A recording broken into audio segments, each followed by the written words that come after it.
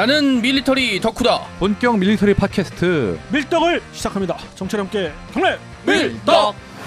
바로 안녕하세요, 박찬준입니다. 안녕하세요, 놀러온 남자 정명섭 정적입니다. 예, 마감이 언제 끝날지 모르는 허우적대는 홍희범입니다. 장마의 남자 이준규 기자입니다. 네, 장마의 남자. 이제 장마가 시작됐죠. 지금 뭐 이 그 에피소드가 올라갈 때쯤은 장마로 해서 막 비가 많이 올 텐데 여러분들 뭐 건강에 유의하시고요. 자, 이번 시간은 우리가 VS 놀이를 할 때도 지금 현재 뭐 여러 분야에서 첨예하게 대립하고 있는 게 중국과 미국이잖아요. 또 그래, 미국과 그렇죠. 중국. 미국과 중국의 그 각 전역 중에서 우리가 가장 관심 있는 건 역시 태평양 전역인데, 그렇죠.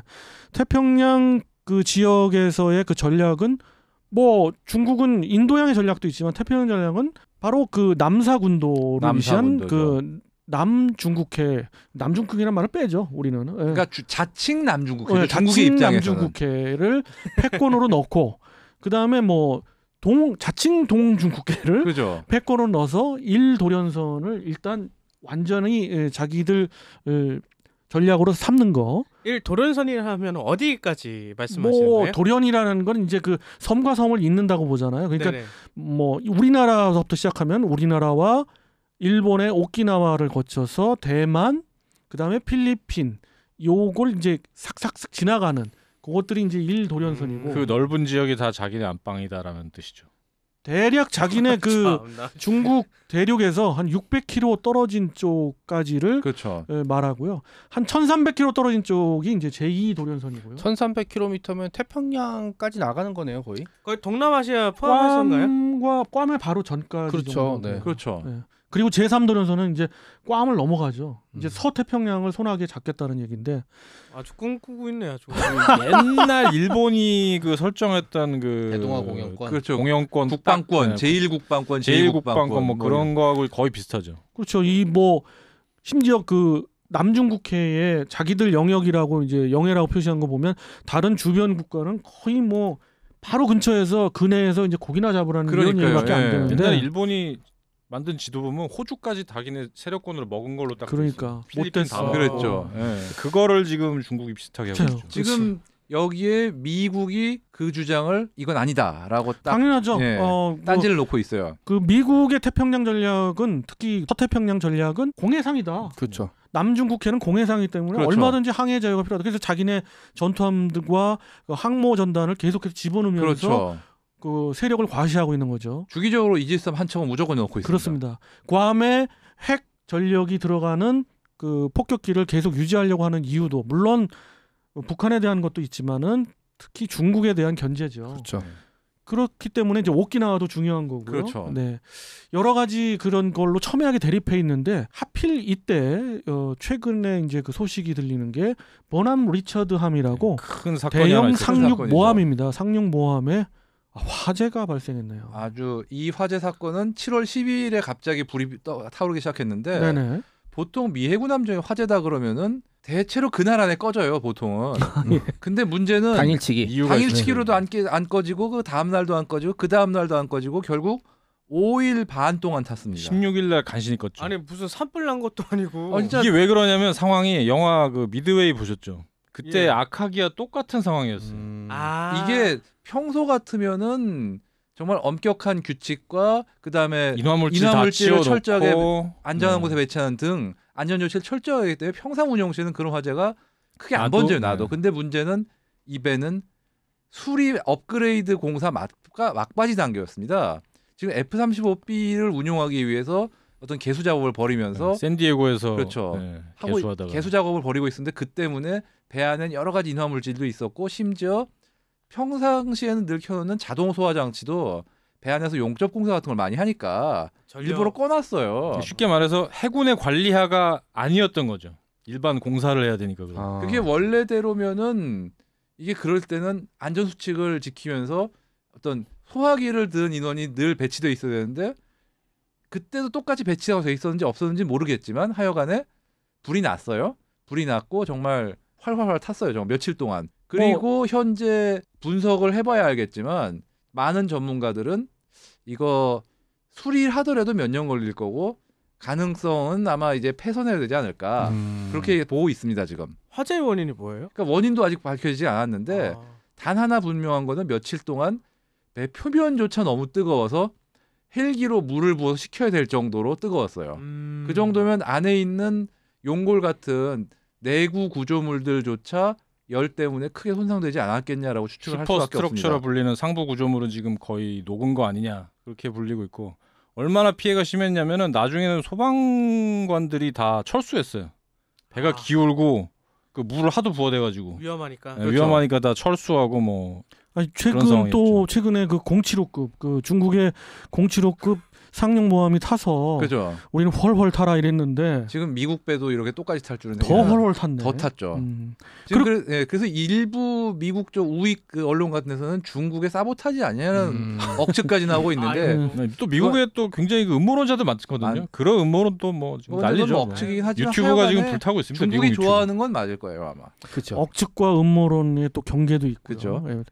뭐 아무튼 그런데 그러면 그 상륙모함이 저희가 알기로는 9척을 현재 운영하고 있고 아메리카급 2척에 그리고 와스프급 8척, 8척인데 그중에 한 척씩 오버홀이 되는 걸로 알고 있거든요. 그렇죠. 예. 그러면 버남 리처드가 이제 전력에서 떨어져 나가면 이것이 미국의 동태평양 전력에서 어느 정도 타격이 있을까요? 이게 만만치가 않습니다. 네. 일단 지금 상륙함이라고 그러지만 지금 미 해군은 F-35B를 탑재한 일종의 경항모처럼 운용을 하려고 하고 있어요 지금 슬슬. 그렇죠. 그걸 위한 공사이기도 했고요. 예, 왜 그러냐면은 비록 뭐 열 몇 대밖에 탑재를 못하지만 스텔스기로는 지금 유일하게 미 해군이 해상에 전개할 수 있는 전력이고요 F-35B가. 그 다음에 미 해군이 항모 정규 항모 10척씩 있다 그래도 정말 이게 언제 어떤 배가 딱 들어올 수 있을지 알 수가 없는 상황이거든요. 참고로 이제 홍 부장님 말씀드리는 거에 첨언드리면 아메리카급은 F-35B를 운용을 하려고 계획을 했기 때문에 처음부터 가능합니다. 그게 그렇죠. 건조가 그렇게 됐는데 와스프급 그 전에 이제 와스프급들은 개조 개량을 해야 돼요. 그렇죠. 그래서 해리어는 운영하고 있지만 그렇습니다. 네, 오버홀 때마다 한 척씩 개조 개량을 그렇죠. 하고 있는 거였어요. 지금 현재로 그래서 아메리카까지 포함해가지고 5척. 요번에 이제 그 보남 리처드가 들어오면 5척이 되는 순간이었는데 그것이 이제 그렇죠. 올해 연말에 보넘 리처드가 완공이 되면은 네. F-35B 운용함이 되는 거였는데 그냥 이렇게 되어버렸죠. 네. 이게 그래도 미 해군은 무조건 한 척은 당장 임무 배치를 하게 디플로이를 하게 그렇게 했어요 상륙함들을. 그리고 실제로 이번 봄에 루즈벨트함이 코로나 때문에 항구에 정박할 수 없게 되니까 스캔들이 그 있었죠. 또. 대타로 아메리카가 갔어요. 그렇게 해서 항모에 공백을 메꿨습니다. 그런데 미 해군은 최소 4척은 있어야지 한 척이 상시 배치가 가능하다. 그렇죠. 그중 이렇게 얘기를 하고 있습니다. 왜냐하면은 4척 중에 한 척이 배치가 되면은 한 척은 금방 배치가 가능한 상태에서 훈련을 하고 한 척은 수리에 들어가고 나머지 한 척은 이제 정박해 있죠. 모함에 그렇죠. 정박해 있죠. 이런 식으로 4척 사순환제를 해야 되는데 그래도 또 그중 한 척이 오버홀 같은 걸로 한 1, 2년 빠질 수도 있으니까 5척이 있어야지 안심하고 한 척을 늘 상시 배치할 수 있다 이런 거였거든요. 꼭 그런 건 아닙니다만 지금 홍 편장님 말씀을 이어드리면 그렇게 되기 때문에 태평양에 2~3척의 항모 내지는 상륙모함이 항상 그 전개에 있어야 돼요. 그런데 이제 여기서 이제 한 척이 빠질 수 있는 거죠. 그렇죠. 그러니까 지금 미 해군은 정규 항모 한 척, 상륙 한 척 이렇게 2척을 늘 임무 배치가 가능하게 하려고 했던 건데 그게 좀 틀어진 거죠. 요거를 뭐라고 부르면 원정 타격 그룹이라고 그러거든요. 네. 근데 그게 지금 하나가 빠져버린 거죠. 항모하고 상륙함으로 구성돼야 되는데. 그렇죠. 그렇습니다. 네. 원정 타격 그룹은 그 통상 미 해군에서는 정규적으로 이제 10개의 타격군으로 이제 편제를 하는데 그 중에서도 뭐 강력하기로 알려진 것이 이제 그 7함대와 태평양에 있는 3함대를 요즘은 이제 그 더 이제 중심에 두고 그렇죠. 있고 그렇게 전력을 하고 있는데 여기서 이제 한 척이 빠지는 거죠. 거기다 얼마 전에 미 해병대 이런 변화라는 게 사실은 그냥 중국을 겨냥하고 있다라는 그렇죠. 게 이제 돼 있으면은 이게 이제 어떻게 보면은 중국의 이제 태평양 진출 전략에 가로막을 수 있는 미국에 타격을 주는 뭐 그런 게 아닌가. 지금 참고로 미 해병대 감축도 영향이 끼치는 게 미 해병대 지상 기반 비행대가 축소가 돼 버렸어요. 그래서 더더욱 이 해상 전개되는 F-35B의 존재가 중요시되는 상황에서 이렇게 돼버린 거죠. 그렇다면은 이제 그런 그 전력의 공백이 생길 우려가 있으니까 과연 태평양에서 특히 이 서태평양에서 중국과 미국의 세력 균형 내지는 변화가 있을 것이냐라는 측면에서 한번 또 얘기를 저는 사실은 이게 나비 효과가 갈 수 있던 게 뭐냐면 어차피 미국은 계속 군사력을 감축시키고 싶어하는 상황이었으니까 그러니까 이 역할의 일부를 가장 저는 우려스러운 거는 이제 일본 해상자위대에 맡겨놓는 거 아니냐. 일본이 제일 유력하죠. 네. 불행히도. 왜냐하면 이제 그 일본 역시 이제 그 정도 규모의 항모라고 칭하는 이제 헬기 항모 정도는 운영할 수 있는 능력이 있고 야심도 있기 때문에 미국이 이제 그걸 이쪽에 허용을 하게 되면은 자기네들이 한두 척 정도는 가질 수 있다라는 식으로 얘기를 명분은 아니, 뭐 훌륭하니까요. 네. 사실 이미 이즈모급 두 척이 있고요. 일본은 그쵸. 그 이즈모급 중 한 척은 이미 지금 F-35B 개장 공사를 진행 중입니다. 지금 곧 맞습니다. 끝나요. 그렇기 때문에 F-35B가 운용되는 항모를 한 척을 이미 보유하고 있다고 해도 과언이 아닙니다. 곧 두 척으로 늘어날 보유라고 거고. 얘기는 못하지만은 근 시간 안에 보유가 가능할 거다. 그리고 하는 추가 거죠. 건조도 아마 얘기가 나올 거고요. 분명히. 당연히 왜냐하면 한 척만 가지고는 그게 안 될 테니까 안 되니까요. 적어도 두세 척을 글쎄요. 보유를 할 네. 생각을 할 거고요. 음. 그다음에 결국은 이게 일본의 군사력에 대한 또 왜냐하면 또 중국도 그렇지만 사실 일본의 군사력 특히 해양 군사력이 팽창되는 거는 우리나라 입장에서도 좋은 별로 건 좋은 아니죠. 건 아니거든요. 네, 네. 맞는 분석이시고요. 네. 또 뭐 이 기자님은 어떻게 보세요? 뭐 이렇게 구멍이 딱 그 뚫렸는데 미국 돈 많으니까 다시 만들면 되는 거 아니야? 딱 이렇게 말씀하시는 분 있을 것 같거든요. 아이고. 저도 그런 생각했어요. 네. 했는데 이게 돈이 없어. 90년대 만든 배 90년대 만들어도 돈이 그렇게 드는데 이거 지금 다시 만들면 얼마쯤 될까요? 아, 한 척 만드는데 요즘 다시 만들면 4조 5천억 원 에? 들거든요. 와. 예. 트럼프는 쓸 그 생각이 군축을 없을 지금 또 그쵸. 내세워서 선거에 성공한 사람이기 때문에 쉽게 그럼 그거 뭐 새로 하나 다시 만들지 이런 상황은 또 아닙니다. 지금 참고로 아메리카급이 계속 건조가 되고 있다고 하지만 그것도 시간이 걸리고요. 그렇죠. 그다음에 지금 와스프급을 개조하는 것도 또 시간과 돈이 드는 거기 때문에 당장은 안 되고 지금 이래저래 미 해군도 고민이 많습니다. 일단 그래서 미 해군에서 나온 얘기가 일단 남은 현재 보유하고 있는 F-35B 운용함들의 어떤 전개 일정 같은 걸 조정해가지고 어떻게든 대처가 가능하다고 하지만 그만큼 또 승무원들의 피로도가 높아지는 문제가 전문 있고요. 용어로 더 빡세게 굴린다. 그렇죠. 그다음에 또 나오는 얘기가 지금 보관 중인 타라와급 두 척을 꺼내가지고 개장하는 게 어떠냐 하지만 문제는 그것도 결국 또 돈과 시간이 들기 때문에 아이고. 아무리 서둘러도 앞으로 2년 정도는 지금 이 본엄 리처드가 타올라서 생긴 공백이 나름 부담이 될 수밖에 없다라고 하고 있습니다. 그러면 결과적으로 이제 두 분 의견은 공백이 생긴다는 얘기고 2년은 생길 거예요. 저는 좀 다른 의견인데 음. 중국의 입장에서 보시죠. 중국의 입장에서 보남 리처드와 같은 그 상륙모함이 하나 없다고 해서 중국이 과연 제1도련선 그들의 전략을 완성할 수 있을까? 그건 힘들죠. 아직 어렵거든요. 그건 어렵죠. 그리고 F-35B를 계속 그 운영하려고 하는 미래 전략도 바로 그거를 저지하기 위해서 한 그렇죠. 거니까 시간에 어떤 그 촉박함은 있을지언정 그렇다고 해서 중국이 우위에 섰다. 아니면 뭐 미국의 태평양 전략에 큰 문제가 생겼다라고 보진 않지만 그거는 절대 그렇죠. 아니에요. 다만 하나 우려하는 거는 지금 사실 중국이 그런 어떤 현실을 냉정하게 보지 못하는 면이 있어요. 중국 지도부가 다소. 그렇죠. 이런 상황에서 만약에 또 한 척이 예기치 못한 사고나 뭐 이런 동원이 힘든 상황이 된다. 그랬을 때 또 엉뚱하게 오판을 할 수 있는 그런 가능성도 있기 때문에 그게 불안한 겁니다. 심지어 뭐 동풍 21D 우리가 저번에 소개드렸던 그 미사일을 발사했다. 그럼 이제 큰일 나는 건데. 사실 지금 현 중국 가능성은 정권이 없죠. 좀 탁가놓기에서 좀 또라이 같아가지고 어떻게 할지 모르겠어요. 뭐 그럴 수도 있죠. 예. 이제 저는 사실은 아까 박 의원님 말씀대로 이게 이제 뭐 중국이 이것 때문에 이 기회에 노려 진출한다거나 뭐 미국이 후퇴하거나 이렇게 생각은 안 하는데 저는 솔직히 일본을 좀 우려하고 있어요. 일본이 좀 우려하죠. 예, 왜냐하면 지금 일본과 우리는 미국의 동맹국이라는 거 외에는 사실은 거의 남남이나 다름없기 때문에 그냥 적이죠. 거의. 예, 그런 상황이라서 이 상황을 핑계로 일본의 어떤 군사력이 강화되고 이게 왜냐하면 또 군사력이 강화되면은 이걸 또 쓰고 싶어하거나 안 쓰더라도 목소리가 높아질 수밖에 없거든요. 맞는 네, 말씀이시긴 한데 이런 그 화재 이전에도 이들은 벌써 계획을 하고 있었고요. 네, 네. 그래서 그대로 약사 진행되고 있는 것 같습니다. 그러니까 이제 속도가 좀 빨라지거나 아니면은 뭐 일종의 미국이 위탁을 해주는 거잖아.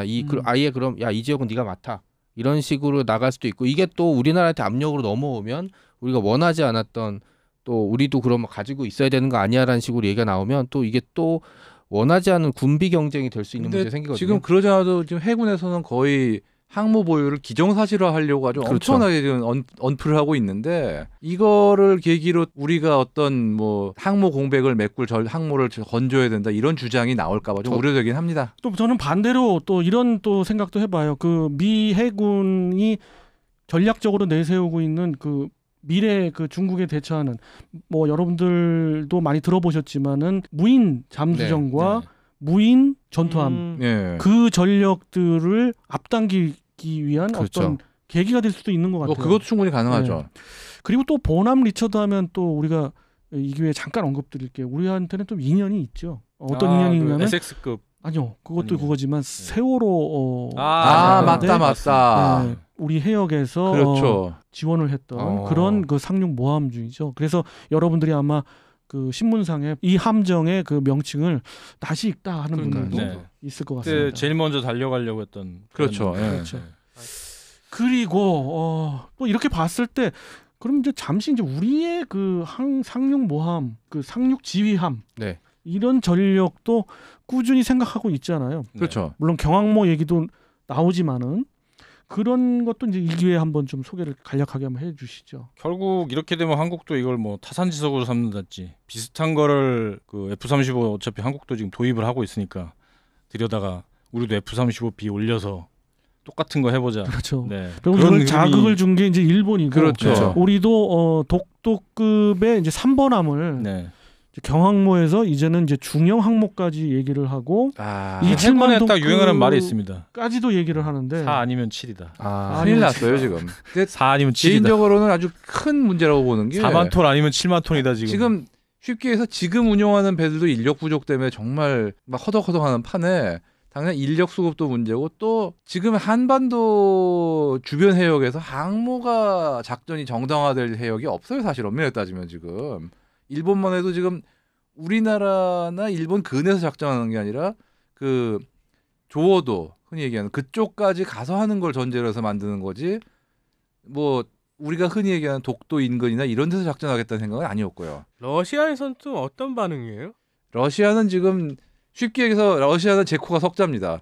지금 유일한 항모 쿠즈네초프도 실은 대형 화재 때문에 이 배를 계속 수리해서 쓰느냐 폐선하느냐 때문에 아직까지도 지금 딱 확정을 못한 상태고 지금 어떻게 수리는 하고 있는 걸로 알고 있는데 러시아는 쿠즈네초프가 있었을 때도 네. 항모 전력이 없다고 보시면 그러니까 돼요. 너무 빈약. 지금 항모 전단도 뭐랄까 운영할 수가 없는 상황인데다가 설사 있다 하더라도 제대로 된 그런 타격 전력은 아니죠. 힘들어요.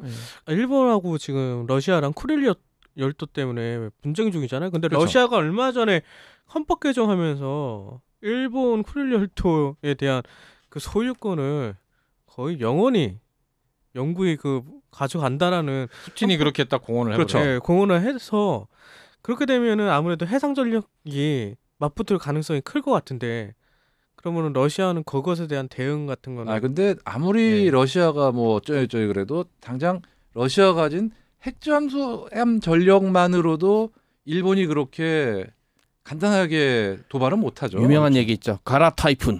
아 네, 그냥 게다가 일본 연해에서 이렇게 타이푼이 부상해서 한 바퀴 돌면, 네, 그 뭐 이렇게 아니 뭐 네. 타이푼은 아니고요. 네. 지금 보레이크 지금 또, 보레이. 새로 지금 만드는 가라- 게 또 그 덜덜한 게 좀 있죠. 없어 보인다. 가라 보레이. 네. 뭐 이런 식으로. 가보레이. 가보레이. 그 얘기가 또 이렇게 되는구나. 그리고 사실 일본이 좀 실수했던 게 일본의 의원이 이제 그 가서 전쟁이라도 네네. 해서 뺏어야 된다라는 그냥 식으로 헛소리 얘기를 한번 해버리는 바람에 그냥. 그 네. 깡이 아주 작살나네. 러시아는 일단 손에 넣은 영토는 절대 안 놓습니다. 요거 사실 흐름이 그 푸틴하고 이 아베 총리하고 사이 좋았을 때 원래 하나는 돌려주려고 했거든요. 한두 개. 네. 하나 돌려주려고 살살 물밑 협상을 했는데 이것 때문에 지금 러시아 국민들의 그렇죠. 감정이 확 그냥 빈정상하니까 그거 없던 일로. 아니 그리고 네. 아베도 결국은 이걸 4개를 다 돌려받아야 된다는 걸로 입장이 선회하면서 결국은 아베가 망친 것도 커요. 결렬됐죠 완전히. 예.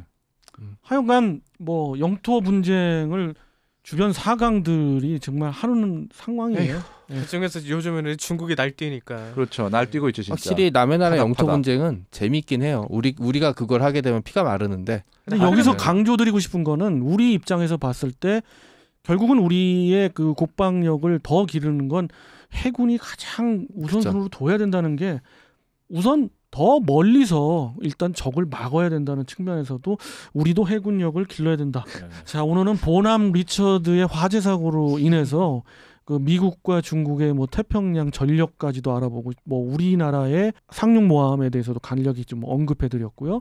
보남 리처드함이 우리에게 어떤 그 그렇죠. 인연이 있나 몰랐어요, 사실은. 네, 네. 저도 방금 떠올랐네요. 그랬나요? 아유, 참. 그랬나요? 예. 아무튼 뭐 이렇게 해서 우리가 이런저런 얘기를 잘 나눠봤고요. 여러분들 댓글도 네. 기다리고 있습니다. 이와 관련된 글들 많이 올려주셔서 그러면 또 우리가 소개를 해드리도록 하겠습니다. 자, 청취자 함께 경례 밀떡!